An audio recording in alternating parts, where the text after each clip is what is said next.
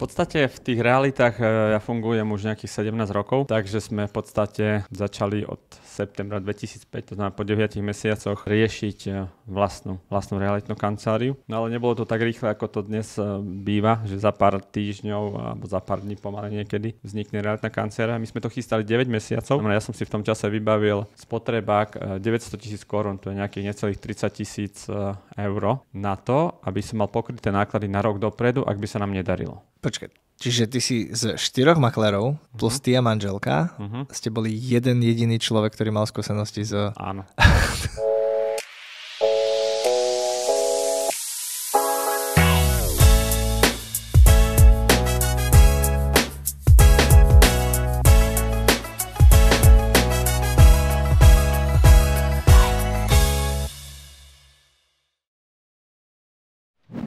Dámy a páni, dovolte mi privítať vás pri ďalšom z našich podcastov a je mojou obrovskou cťou, že dneska tu môžem privítať Rastislava Štalmacha, ktorý je vlastne zakladateľom a zároveň CEO realitnej skupiny Archeus.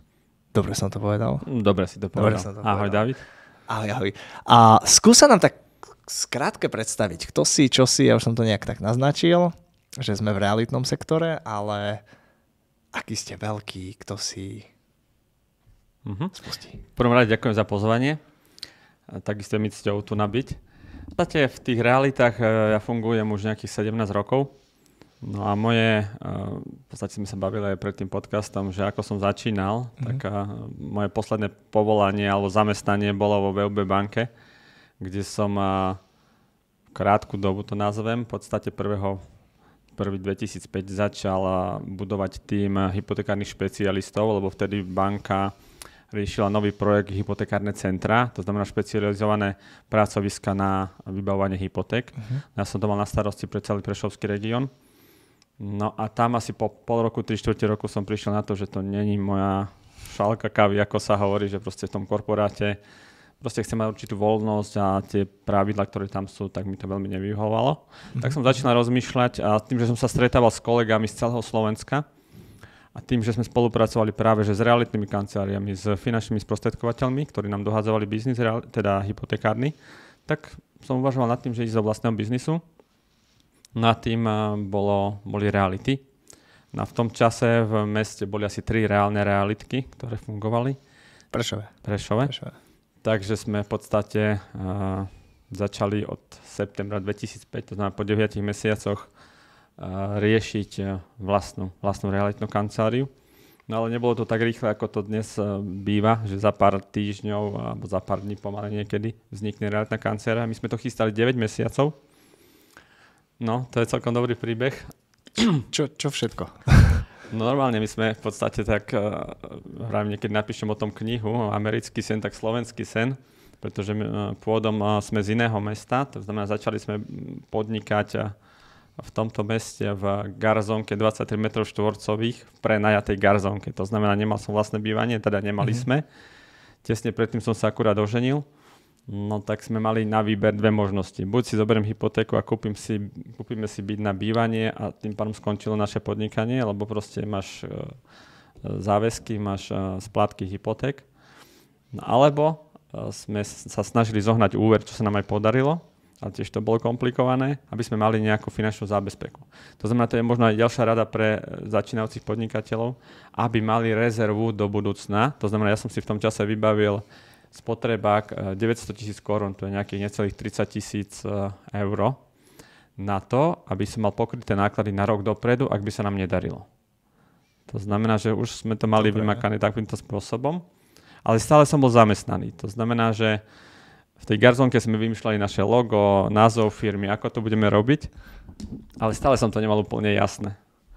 No a v podstate v januári 2006, februári, sme sa išli pozrieť na jednu sieť celosvetovú, ktorá ešte na Slovensku nebola, ale od prvého akože mala začať, ale ešte ani kancelárie nemali webové stránky, nič.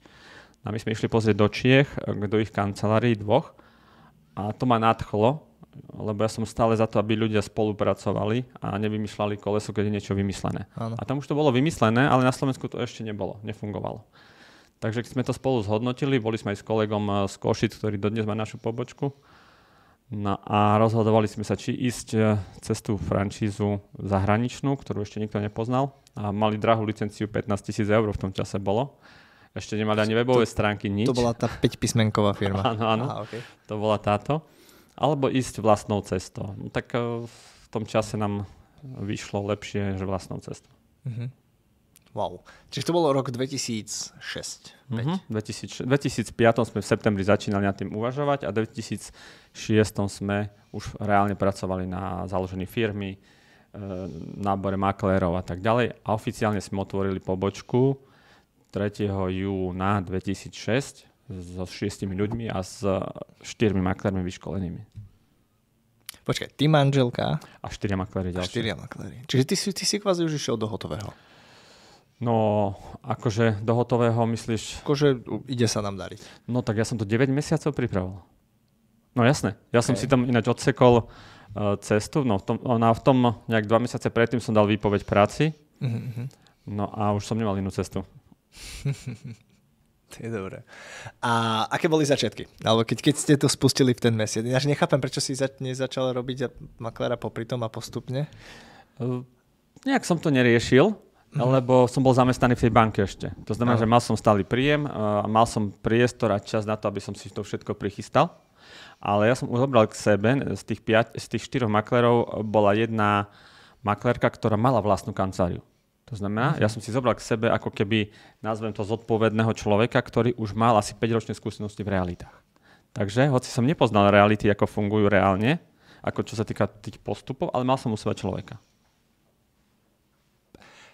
Počkaj, čiže ty si z 4 maklérov plus ty a manželka ste boli jeden jediný človek, ktorý mal skúsenosti z... Áno.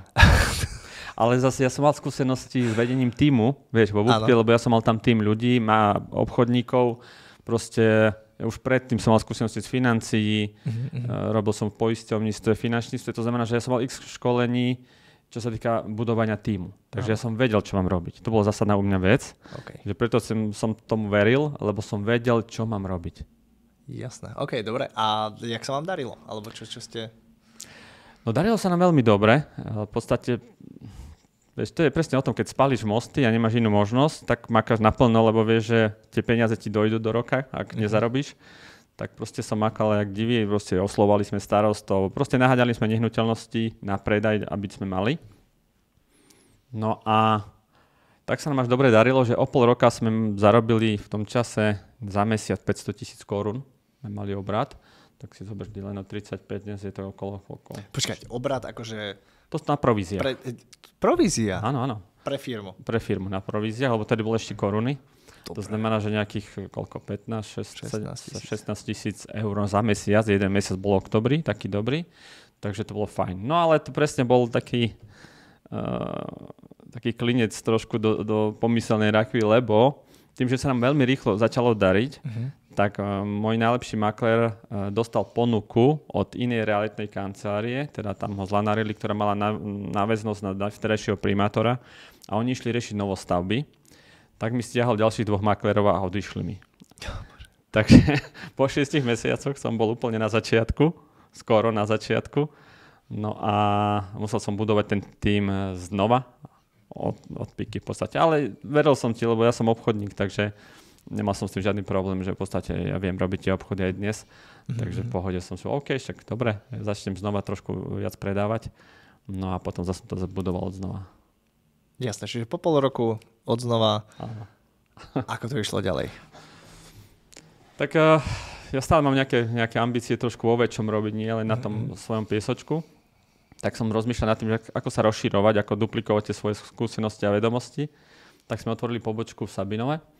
To bolo asi o 2 roky neskôr, ale to bola taká klasická pobočka, kde som ja platil nájom, kde som ja platil dokonca riaditeľa, jeho nejaký plat. On si tam zobral nejakú akože kvázi maklérku, asistentku. No a tiež som po pol roku prišiel na to, že tým, že bola pekná asistentka a šikovný maklér, tak oni sedeli a nič nerobili. Ja som to platil. Možno niečo robili. Áno, to už neviem, ale ja som to platil. Áno. Takže som to bol tak ďalej nepôjde. Takže asi po roku som to zrušil a pochopil som, že ten systém franchisingu má svoj zmysel. lebo vtedy je ten majiteľ, má vlastnú SROčku, má vlastnú kanceláriu, je v podstate majiteľ svojej kancelárie, ale pod našou značkou, ktorá mu dáva tú podporu. Čiže vtedy si vlastne prišiel s myšlenkou franchising. Franchising, no a otvorili sme oslovil som kolegu tiež z banky, lebo väčšinou oslovuje svojich známych, tak kolega z banky, ktorú robil riaditeľa v VUB banke, Košičan, tak jeho manželka takisto robila v banke, tak sme otvorili 1.1.2010 prvú franšízu v Košiciach, ktorá funguje dodnes. Čiže vlastne po 3,5 roku tak fungovania. Dobre, či tým vlastne začal systém franchisingu. Koľko máte teraz franchíz? Teraz máme 14 pobočiek, ale ten systém je ako bežne vo franchízach. Niektorá sa otvorí, niektorá sa zatvorí, lebo niekto príde na to, že na to nemá, že to proste nie je preňho, lebo to je v podstate obchod v tých realitách. Takže ten človek, aj ten majiteľ musí vedieť budovať ten tím, musí byť trošku aj obchodník, byť nejaký taký líder. Takže nie je to samozrejme pre každého. Jasné. A to bol taký posledný fuck up, ktorý sa ti stal v tom 2010? Nie, nebol posledný. Nebol. To bolo v 2006, áno. Nie, nebol. Bol ešte jeden sa mi stal v tom mojom biznise, čo sa týka tých maklerov. A to bolo v roku 2015, kedy sme mali tiež 6 maklerov sme mali. No a v tom čase sme prerábali nejaké kancelárie, tak tí makléri sa potom stretávali niekde inde, nejaké 2-3 týždne, 4. No a keď sa vrátili, tak mi povedali, že oni dostali fantastickú ponuku. Jeden developer ich v podstate, takto nazvem, preplatil, ponúkol im asi o 40% vyššie provízie, 30-40%. Tak sa rozhodli, že im všetko zaplatí a že nebudú mať žiadneho šéfa. Jasné, že budú sami robiť si, čo chcú. Poznáme, ako to funguje, keď nemáš šéfa. Nerobíš nič. Takže ani tie výsledky nemáš. Ale v podstate povedal mi, že 5 zo 6 odchádzajú. No, tak to bolo bomba. A to už bolo, keď už si mal franšízy? Alebo... No to bolo v 2015. To bolo áno, to bolo aj trošku šťastie v tom, že už som mal nejaké franšízy, to znamená, nejaký ten príjem som mal. Áno. V tom zmysle, že proste tie franšízy fungovali v iných mestách po Slovensku. No tak som to musel začať znova budovať. Takže ti vlastne padlo Prešov a znova Prešov. Takže z Prešova znova Prešov. Prečo si stále v Prešove? Dobrá otázka. Sorry, že sa pýtam, ale ja som z Košíc a niekedy si trieskam hlavu, že som stále v Košiciach. No to už si kladiem niekoľko rokov a je pravda, že už to plánujem zmeniť v podstate budúci rok. Plánujem nejakú centrálu urobiť veľmi dobrú v Bratislave a vidím ten potenciál v Bratislave. Ale prečo som tak, je to rodina, v podstate. Mám tam syna, ktorý chodí do školy, mám tam vzťahy nejaké priateľské, kamarátske, ale biznisovo určite by sme boli, dovolím si tvrdiť, na dvojnásobku pobočiek, ak by som ja bol v Bratislave. Pretože ak porovnám tie iné firmy, ktoré sú franchiseové, tak v Bratislave majú 8-9 pobočiek v jednom meste, lebo 50% trhu v realitnom sa deje v Bratislave. Ale preto. No je to tak. A nielen to, ale aj keď si v Bratislave a predáva sa niečo mimo Bratislavy, to znamená smerom na východ, tak aj tak väčšinou to vedia ľudia z Bratislavy. Nejaké projekty, keď sú. Minule som bol na jednom stretnutí, my sa presne bavili na tú tému, že sa niekde v Zuberci ide riešiť nejakých 24 apartmánov, no ale to zase vedia ľudia v Bratislave a nie v Prešove, v Košiciach. Takže ten biznis sa ťahá zvlášť v tých realitách z Bratislavy na východ. Práve si teraz prezradil o všetkom, že majú ísť do Bratislavy. Áno. Nech sa páči. Nech sa páči. Poďte všetci do Bratislavy. Tak a keď hovoríš, že máš veľké vízie alebo si veľký vizionár, čo je niečo to, čo by si chcel v najbližších rokoch dosiahnuť? Tak určite chcem v podstate nejak zdvojnásobiť počet tých pobočiek a našim cieľom je byť v podstate v každom okresnom meste mať svoje zastúpenie. Tým, že máme veľmi dobrý systém online, intranetový, kde máme vymakaný, dovolím si tvrdiť, nie že ja si dovolím, ale videli to aj iní z konkurencie, kolegovia, čo sa týka podpory maklérov, školení a týchto všetkých vecí, aplikácií a takto. Sme prví, ktorí sme využívame už na stránke, teraz máme nejakú prezentáciu v AI, čo sa týka avatarov a tých rôznych umelej inteligencie, prezentácií, tak si dovolím tvrdiť, že fakt sme v tom top. Takže môjim cieľom je byť v každom krajskom meste, mať nejaké zastúpenie. A A teraz ste reálne v krajských, ako? Som bol v krajskom? Okresnom. Okresnom. Okay, tak, to je ich 79, takže máme tak, toto už je lepšie. Áno, v krajských sme v podstate skoro všetkých, ale v okresných, pardon. Jasné. A reálne teraz vyhľadávaš nových franšizantov, alebo sa sústredíš na vlastný predaj, alebo čo je teraz taký tvoj fokus? No môj fokus je neustále vyhľadávať nových, v podstate budovať tie týmy v týchto mestách, kdekoľvek. Čiže franšizantov. Áno. A je náročné stať sa ako kúpiť franšízu od vás, alebo? Ja si myslím, že to dnes je skoro zadarmo, je to za pár eur na to, že človek v podstate z dňa na deň môže fungovať a zarábať. Lebo v realitách málo kto si uvedomuje, je to, že ak ty nepredávaš, tak nezarábaš. Ale ten majiteľ, ten kancelárie, alebo makler, ktorý sa rozhodne, že ide sám, netuší, čo ho čaká. To znamená, že potrebuje riešiť nielenže webovú stránku, nielenže raz vytvoríš, musíš tú webovú stránku aktualizovať. Potrebuješ nejakú podporu, potrebuješ nejaký intranet, potrebuješ riešiť právnika, potrebuješ riešiť marketing, no a popri tom musíš predávať a zarábať. Hej. Takže veľa času, dovolím si tvrdiť, že možno 50% času obchodníkov v realitách zabera nejaká administratíva a veci okolo toho, až potom, keď mu ostane čas, tak ide predávať. No a to je tá výhoda tej franšízy, že tam 80% času máš na predávanie, lebo to všetko už je vymyslené, vytvorené a stále tá aktualizácia tej podpory je. Hej. U nás je marketingové oddelenie právnika, máme za bezkonkurenčné ceny. Nehovoriac, že moje skúsenosti 17-ročné, plus skúsenosti kolegov, šerovanie ponúk. Napríklad teraz sme mali minulý týždeň, mi zavolal jeden pán z Bratislavy, že chce predať v Poprade nový lesný apartmán. Tak čo som urobil? No tak posunul som to kolegovi, ktorý je v Poprade. Hej? A to sa bežnému maklerovi nestane, lebo proste ten človek ho nenájde. Hej? Alebo zase opačne, kolegyne z Bratislavy mi hovoria, volala nám jedna pani, ktorá bola spokojná s predajom nehnuteľnosti v Košiciach, hľadal archív v Bratislave, tak proste zavolala mne, kolegyne z Bratislavy. Takže to je tá obrovská výhoda tej siete, že tí klienti už automaticky hľadajú tú kanceláriu v danom meste. Jasné. A môžeme ísť aj tak trošku do hĺbky, lebo vieme, ako fungujú Slováci. A Slováč, bože, sa snaží vždycky vydrbať so systémom. A všetko si robiť sám a všetko si robiť najlepšie. A cítiš to aj ty reálne v tom biznise, že proste radšej budem robiť na seba a budem mať 100% z mála, ako by som mal robiť pre niekoho, kto mi dá všetko na podnose? Ja tvrdím, že to je tá naša malosť trošku, Slovákov ako. To nie len v realitách, ale aj v iných biznisoch. Keď porozdám, čo sa týka franšízy, na Slovensku je Slovenská franšízová asociácia, kde je asi 10 členov, čo je úplná hanba. V Čechách sú ich pomaly stovky. To znamená, tá mentalita Slovákov je presne taká, že každý tom na svojom piesočku sa snaží niečo vymyslieť, to, čo už je dávno vymyslené, namiesto toho, aby trošku zaplatil niekomu za to, že má tú podporu, že mu v tom pomôže, tak on sa bude trápiť a po pol roku, po dvoch zistí, že to nevie, nedá a skončí. To znamená, že už to ego ho nepustí, aby sa vrátil naspäť alebo nejako ináč, ale proste áno, je to tak v podstate, takže sme v tom trošku takí. A sú takí ľudia, ktorí keď kúpili franšízu, tak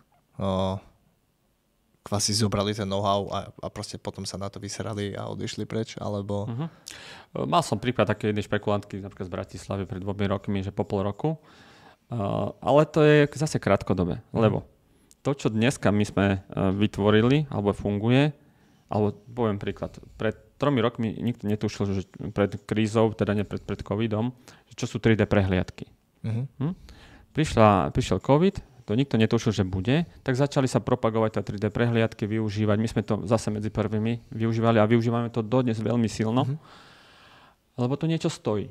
No a ten makler, aj keď odíde, tak jednak nemá na to podmienky, lebo na jeho webovej stránke nemusia tie 3D prehliadky vôbec fungovať. Nehovoriac o tom, že sa niečo platí za ten software, ktorý sa používa mesačne. To znamená, že ako náhle odíde, tak klesne tá jeho kvalita práce, lebo proste nemáte prostriedky. Začali sme využívať tu AI, jak som spomínal, to zase nebude využívať bežný makler, lebo jednak na to nemá čas, lebo potrebuje predávať a na to nemá ani financie, lebo zase nepredá toľko, ako keby bol v tej sieti, hoď si niečo nechá. Takže oni si neuvedomujú, že ten vývoj stále ide ďalej a stále viac vecí, viac aplikácií a systémov sa platí na mesačnej báze, ale ročnej, polročnej. A ten jednotlivec proste na to nemá.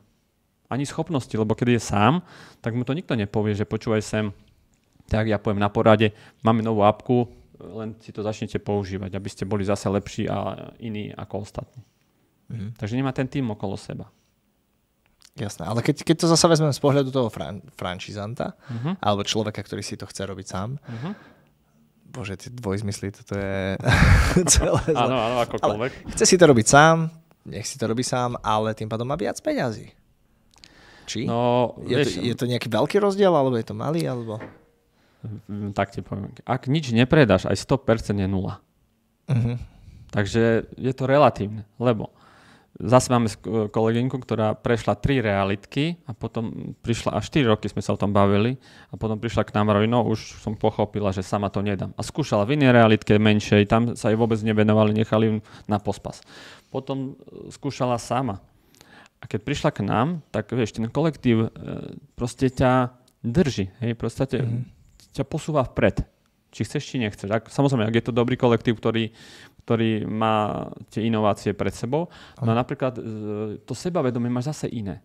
Lebo keď si napríklad, tiež máme maklera, ktorý prišiel z inej realitky a povedal, tak ja som prišiel do Archeusu, lebo keď niekde zavolám alebo poviem meno, tak proste vedia, o čom to je. Hej. Tá realitka funguje 17 rokov, proste už sa mi ináč jedná, aj vyjednáva províziu napríklad, ako keď som sám.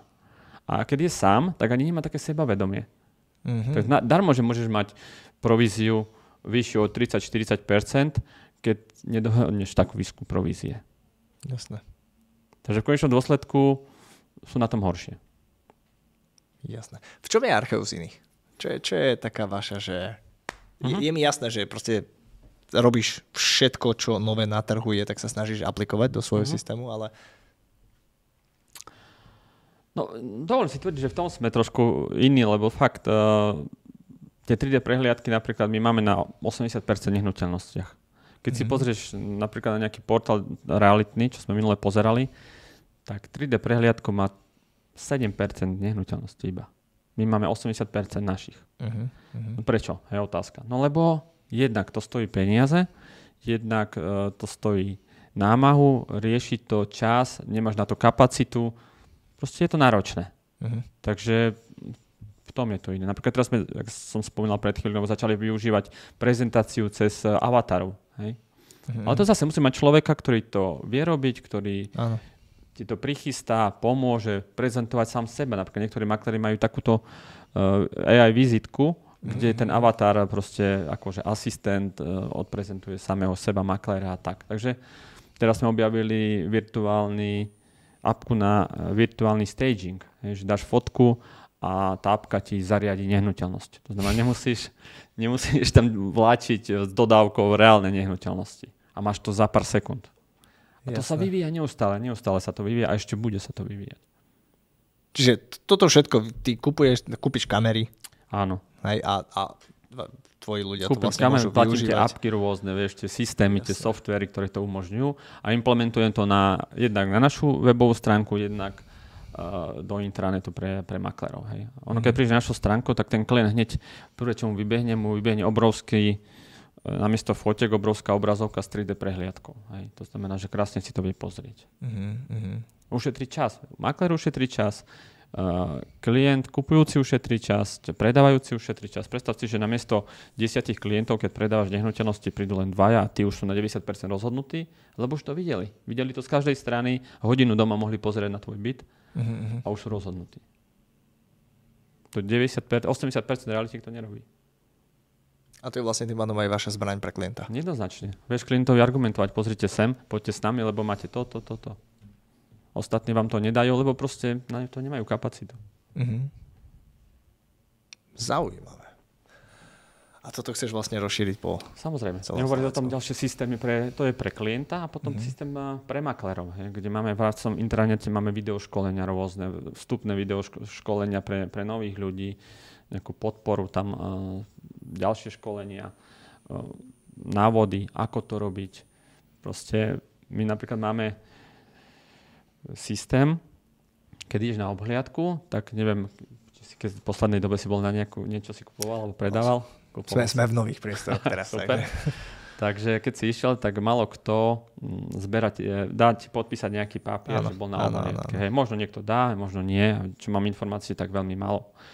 To znamená, že málo kto z maklerov buduje nejakú databázu klientov. My to robíme elektronicky v tom zmysle, že ti dám mobil a prstom mi podpíšeš, ako keď niekedy kuriér ti doniesol niečo, si mu podpísal. Tak my to tak máme. Hej? Že nemusíš nič vypisovať, ani makler, len prstom, on sa ťa spýta na údaje, prstom podpíše, pri tebe príde mail o kontakty na maklera, od nehnuteľnosti, že si tam bol a tak ďalej. Hej. A hneď ťa zaradíme do našej databázy, kde ti posielame potom novinky, keď niečo podobné chceš kúpiť a tak ďalej. To znamená, ten systém budujeme 15 rokov.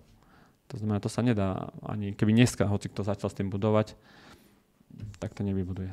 A keď už všetky tie výhody, ktoré si vymenoval, tým pádom typujem, že podpisujete exkluzívne zmluvy s klientom? A to ma zaujíma, tvoj názor na exkluzivitku. Lebo sú to také rozdelené názory, že niekto to nechce, niekto to chce. Jak to máte vy? Si zastanca, že len exkluzívne, alebo... Tak ja ti poviem príklad, ak to nie je exkluzívne. Ak to nie je exkluzívna ponuka a majú to 2, 3, 4 realitné kancelárie, tak ty ako klient si trošku možno zmetený, lebo zistíš, prečo to má v 3, 4 realitkách. Máš tam, dokonca môže sa stať, veľakrát sa stáva, že je rozličná cena. Prečo je tam rozličná cena? Sú tam iné fotky, sú tam iné informácie. To znamená, že ten predávajúci si to neuvedomuje, ale on dehonestuje svoju nehnuteľnosť hneď na začiatku. To je jedna vec pre predávajúceho. A pre kupujúceho, teda to pre kupujúceho, ale ten kupujúci, ak je šikovný, tak povie zavolať do všetkých 4 realitiek a začne zjednávať cenu. A všetci 4 realitiaci volajú majiteľovi a povedia, no ale mám kupujúceho, ale chce toľko a toľko. A to je ten istý. A 4 volajú s tým istým. To znamená, že niekedy stlačia cenu o pár tisíc dole a keby to bolo len v jednej realitke, tak ten realiťak, ale musí to byť dobrý realiťak, tak si povie, ale však to je u mňa, ja cenu neznížim, vybavené. Obhajujem predávajúceho. To znamená, získajú všetci. Jednak predávajúci predá drahšie, makler si je istý, že dá do toho veľa energie. Kupujúci kúpi drahšie. Kupujúci... Nie, to je relatívne. Áno. Či kúpi drahšie, ale je to tak, no ako. Kupujúci má pravdivé informácie, tak to poviem. Lebo tam niekedy, presne sa nám to stalo pred týždňom, makler mi vraví, požiadal ma jeden kupujúci, aby som s ním išiel na obhliadky, lebo sme mu predávali aj jeho byt. A chcel niečo iné kúpiť. A poslal mu asi 4 linky a 2 linky boli, keď to makler pozrel bližšie, zistil, že to je ten istý byt, len ináč nafotený, ináč urobený, ale ten istý. To znamená, ten kupujúci potenciálny si vôbec nevšimol, že chcel ísť 2-krát na ten istý byt. Ale tým, že makler už má trošku v očiach tieto veci, tak mu povedal, ale to je ten istý. Hej, takže jasné. Aj také finty sú tam rôzne. Hej, takže. Jasné. A keď niekto nechce ísť, to je veľmi, ako čo ma zaujíma, keď niekto nechce proste toho realiťaka. Takto, ja chápem, že to je proste hovadina. Hej, za mňa to je hovadina, lebo všetky tie opletanice a veci, mne to proste šetrí čas. Hej, a ja som ochotný vyhodiť tých pár tisíc za to, aby som to nemusel riešiť ja. A ešte to nafotí lepšie, urobí to lepšie, proste vie sa to predať dokonca aj za viac. Ale prečo to stále robia ľudia? No lebo sú... Chápeš, čo ty myslíš? Chápem, čo ty, ale to je takto poviem. Je to v poriadku, ak človek sa v tom vyzná a vie to robiť. To znamená, taký právnik, malo ktorý pôjde cez realitku. Lebo on si povie, tak ja viem robiť zmluvy. No, jak už to nafotí, to už je otázne. Ale sú ľudia, ktorí to chcú vyskúšať, poviem takto. Hej. Veľa ľudí vyskúša a ak už to raz robilo, tak väčšinou nebude to robiť samé. Ale takto, nechcem, poviem otvorene aj na tú svoju stranu, nie že čo sa týka realitiek. Nie všetci realitiaci to robia dobre. To musím povedať otvorene. To znamená, niekedy sa stane, že fakt tí klienti majú veľmi zlé skúsenosti s realiťakom alebo s realiťačkou, a tým pádom sú znechutení znova ísť cez realitku. Preto moja otázka je, prečo si predávajúci, to stále si kladem tú otázku, nevyberie sám realitnú kanceláriu, ale to robí to tak, však kamarát na pive mu povedal, počúvaj, môj súsed robí realiťaka. Ale tým, že on robí taxikára a popri tom realiťaka, tomu už nepovedal. Hej? Fakt, veľakrát sa to stáva to, že veľa realitákov to robí popri niečom. A tak to aj vyzerá tá ich práca. To je, keby si išiel na operáciu k lekárovi a lekár ti povie, tak ja to robím tak denne, hodinu a choď, daj sa operovať.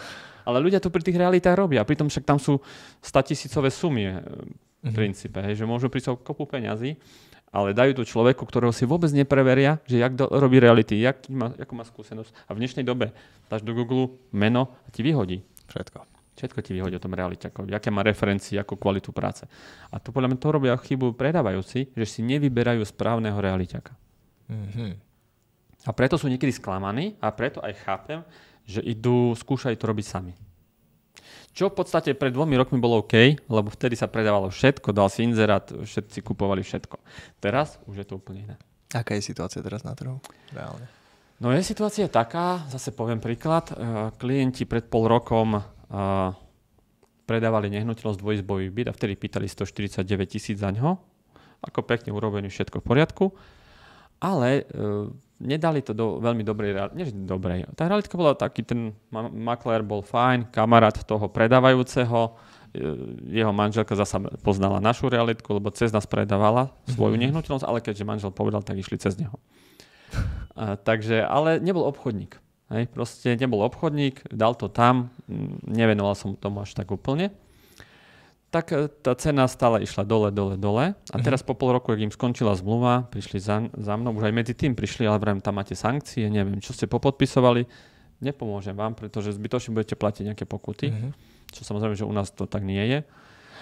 No a prišli k nám už, ak to skončilo, no ale museli sme dať cenu 130. To znamená, za ten čas prišli zhruba 10 až 15 000, lebo nenastavili správne cenu a tie ceny idú dole. Ale teraz už v podstate už to vyzerá reálne, už sme mali za 3 dní asi 4 záujemcov. Takže si sa pýtal, situáciu na trhu je, ešte relatívne idú ceny dole, ale záleží od nehnuteľnosti. To znamená, nehnuteľnosti na dedinách, staré domy, byty, v lokalitách mimo centra, tam áno, panelové, neprerobené, tak idú ešte. Tam sa dobre dá zjednávať, tak to poviem. Ale novostavby nič. Novostavby si držia ceny. Držia ceny, alebo relatívne teraz sa veľmi nepredávajú. Prečo? No, lebo si držia ceny. Každý chce predávať. Každý, hej. A to je to, že pred 2 rokmi nebol rozdiel medzi starou a novou nehnuteľnosťou skoro, v podobnom štádiu. A teraz už je ten rozdiel dosť markantný, 10-20%. Takže tí ľudia, jednak tým, že sú drahšie hypotéky, tak tí ľudia aj by chceli kupovať, ale nedostanú hypotéku. Jasné. A to je posledná téma, ktorú som chcel otvoriť, a to sú práve tie hypotéky. Za prvé, to, čo podľa teba nastane, lebo budú sa meniť tie úrokové, mimochodom máme október 2023, hej. Budú sa meniť tie úrokové sadzby od budúceho roka, respektíve už sa zmenili, ale budú končiť tie fixácie. Čo sa stane, keď ja reálne, koľko je na 100 000 hypotéke rozdiel? Percento a 5%? 200 eur? Tak medzi 100 a 150 eur pri 100 000 zhruba. No. A keď tu máme proste ľudí, ktorí majú 150-200 000 hypotéky a všetkým to naraz vzrastie o 200-300 eur. Čo sa stane? Alebo čo sa môže stať? Hej, no naraz nie všetkým, lebo to je postupne.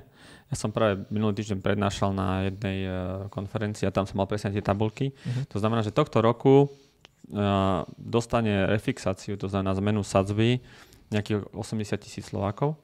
Budúci rok, 24, to bude 160 000, 25 160 000 a 26, 24, 25, 26 160 a 27 nejakých 60 000 refix dostane. To znamená, že je to postupné, že nie je to tak, že všetci naraz, samozrejme, jak brali tie hypotéky.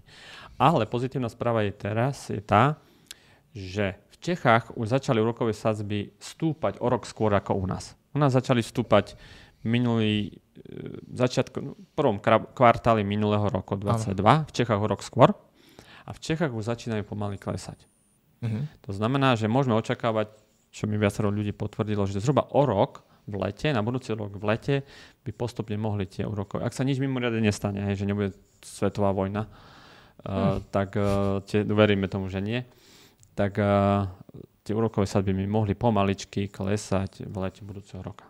Ale zase, berme to pomaličky, to znamená 0,1, 0,2%. Ale otázka znie skôr ináč. tá rodina má nejaký príjem, ktorý sa nezvyšil, logicky. A zrazu im proste tá splátka vyskočí o 200 eur. Oni reálne dostanú tú refixáciu, aj napriek tomu, že na to nemajú? Nie, tá banka sa ich nepýta. Ona ti pošle list a povedia, tvoja splátka od budúceho mesiaca ide o 200 eur viac. Konec. Čiže tam už to schvaľovanie príjmu nie je. Nič. Takže príde a oni sa môžu proste posrať. Áno, alebo môžu to dať do inej banky. Ale tam je situácia rovnaká. Podobná, áno. Takže vlastne sa môže posrať. No, žiaľ, je to tak. Nie, lebo takto, ako refixovať môžu hoci kto, po roku môžeš refixovať kedykoľvek bez poplatku. Po roku áno, a už teraz aj kedykoľvek môže refixovať. Tak ale teraz vlastne sa mi to neoplatí. No jasné, že nie. Keď máš 2% alebo 1,5%, tak sa ti to neoplatí refixovať na 4,5%. Takže môže nastať to, že zrazu bude... Tí ľudia si uvedomia, že nemajú na ten byt a začnú proste hromadne dávať ponuky. Na predaj? No tak reálne si vezme, že je tu 80,000 ľudí. Finančná situácia vieme, aká je a proste z tých 80,000 ľudí, ktorým skončí fixácia, alebo dajme 2 roky dokopy, 240,000 ľudí. No 120,000 ľudí na to nemá.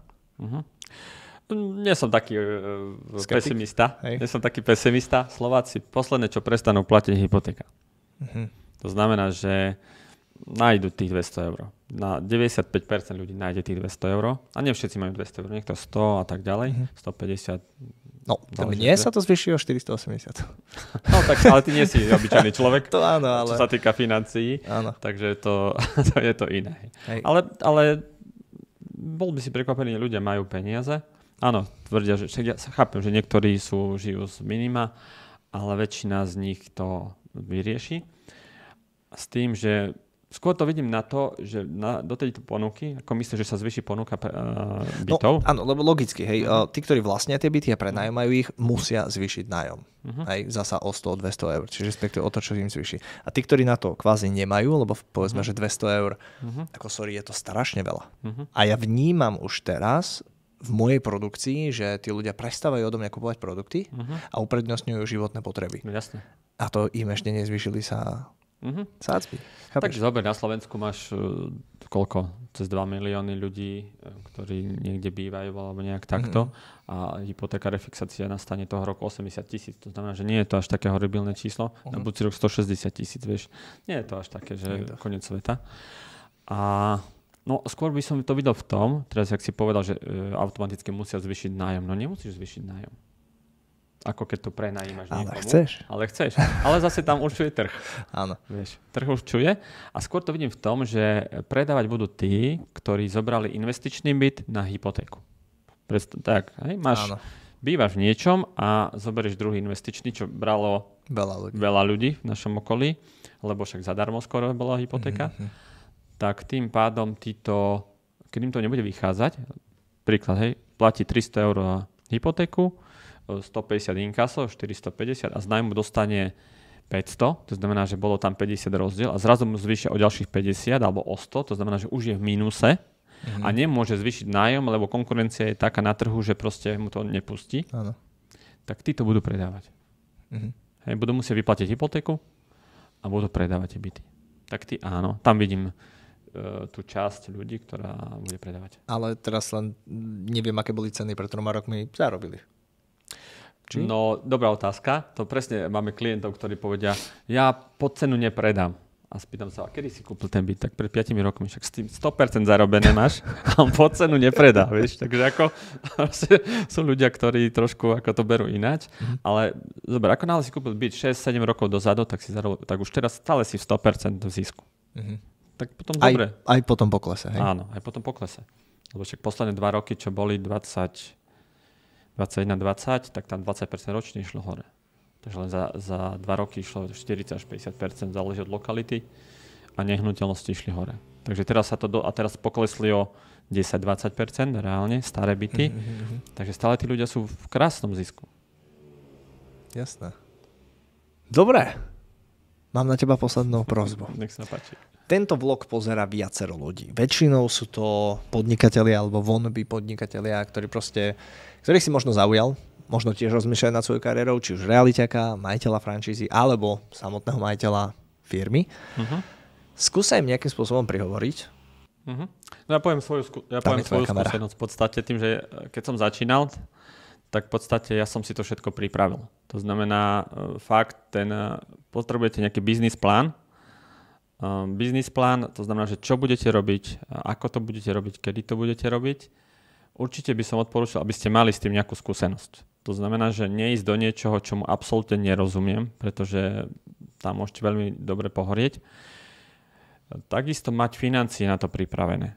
Tak som spomínal, ja som mal na rok dopredu presne prichystané financie, vypočítané. Ak by som nezarobil ani cent, tak v podstate by som prežil. No a makať. Od rána do večera makať, lebo je to podnikanie. Treba byť aktívny. Každá aktivita niečo prinesie. No a o tom to je vydržať a hlavne vydržať samozrejme. Takže asi toľko. Držím palce. Super. Ďakujem pekne, Rastislav Štalmach, CEO Aracheus sieti realitných spoločností. Veľmi krásne ďakujem. A ja ďakujem za pozvanie. Ďakujem. Samozrejme. Nech sa vám darí.